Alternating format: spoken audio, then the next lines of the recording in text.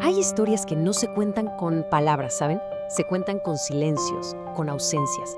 Y justo de eso se trata lo que vamos a analizar hoy, el lugar al que se vuelve. Es una novela que se mete de lleno en el poder, a veces escalofriante, de los secretos de familia y de todas esas verdades que, por alguna razón, nadie se atreve a decir en voz alta.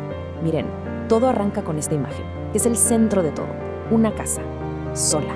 Pero ojo, no es cualquier casa.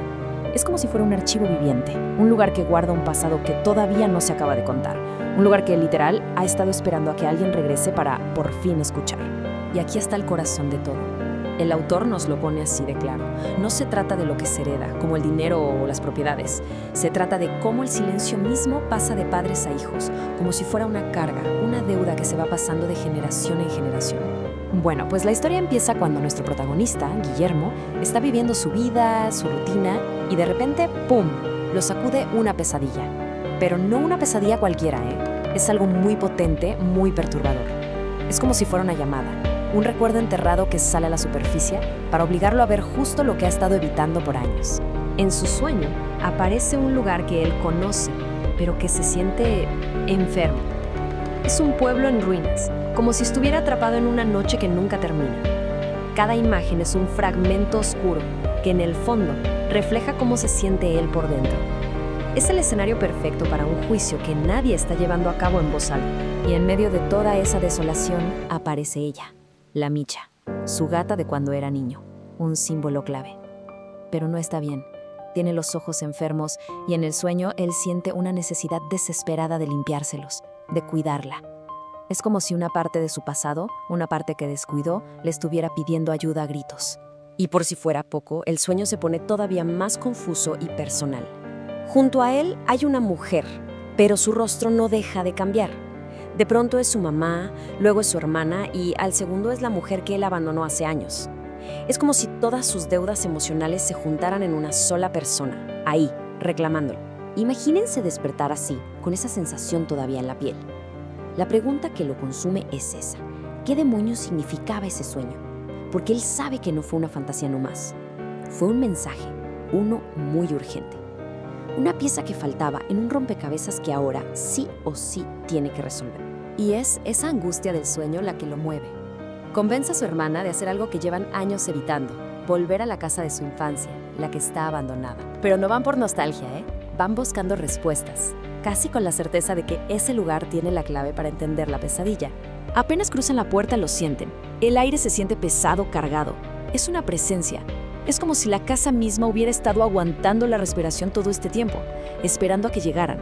Definitivamente ahí dentro no están solos.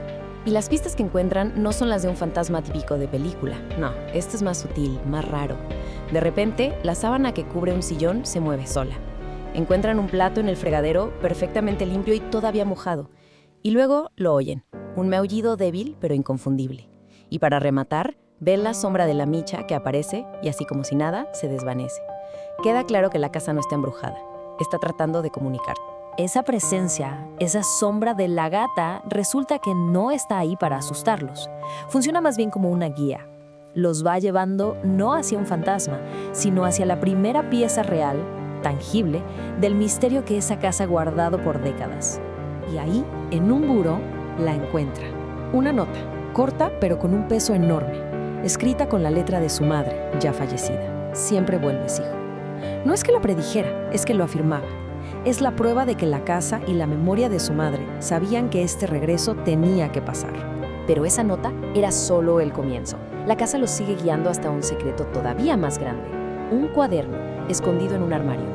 Y no era un diario común. Era un mensaje directo para él. Un montón de verdades que su madre escribió sabiendo que solo él, al volver, podría encontrarlas. Y al abrirlo, se topa con la primera bomba. Esta frase, así, directa. Una frase que destruye en un segundo la idea sobre la que Guillermo construyó toda su vida. La idea de que su padre los había abandonado. El giro es brutal. No fue abandono, fue expulsión. Con esta nueva información, tanto el cuaderno como esa energía rara de la casa lo empujan hacia un último secreto. Uno que ya no está en un cajón, sino que está, literalmente, enterrado. La historia ahora se va a las profundidades de la casa. La tensión va subiendo poco a poco. Empiezan a escuchar unos golpes que vienen de abajo del piso. Mueven un sillón y ahí está. Una trampilla que no debería existir. Bajan y no es un sótano, es un refugio. Y adentro una caja cerrada con llave. Y la llave no es una llave, es algo mucho más personal. El viejo reloj de su padre. Y lo que hay dentro de la caja es la pieza final, la más importante. Ya no son más cartas ni diarios, es una voz. Una vieja grabadora de cinta que tiene guardado el testimonio de su padre, su versión de la historia, congelada en el tiempo. Y aquí, la verdad, que es desgarradora. La grabación revela que su padre no huyó, se escondió. Prefirió que su hijo lo odiara, pensando que lo había abandonado, a que el peligro que lo perseguía a él los alcanzara a ellos. Fue un acto de protección, un exilio autoimpuesto para mantener a su familia a salvo. Descubrir todo esto obviamente lo cambia todo. Guillermo ya no es un hombre que huye de su pasado. Ahora es un hombre que tiene que aprender a vivir con su historia, completa, por más dolorosa que sea. La fuga se terminó. El cambio es radical, de verdad. Pasa de estar atormentado a, por fin, integrar su pasado. De huir de todo el mundo a reconectar con su gente. Y lo más importante, deja de ser una víctima del silencio y empieza a usar su propia voz para contar la historia como fue. Y esta transformación se ve en acciones muy concretas. Le marca a gente que llevaba años evitando. Se sienta a hablar con su hija, pero de verdad sin secretos. Y empieza a escribir. Ahí entiende que la verdadera herencia no es repetir los errores o los silencios del pasado, sino transformarlos. Que el silencio de sus padres no tiene por qué ser el suyo.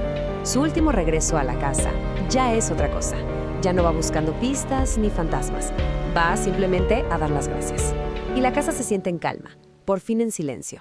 Porque su historia, la que guardó por tanto tiempo, ya fue escuchada.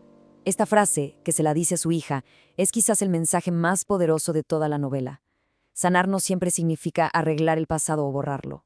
A veces sanar es aprender a vivir con él, habitar nuestra propia historia de una manera diferente, con otros ojos. Y así nos deja este relato con esa reflexión. La historia de Guillermo nos obliga a pensar en los silencios de nuestras propias familias, en las historias que nos contaron a medias. Y nos deja con la pregunta: ¿qué pasaría si, en lugar de huir de nuestro pasado, aprendiéramos a habitarlo de otra forma, a darle un nuevo significado?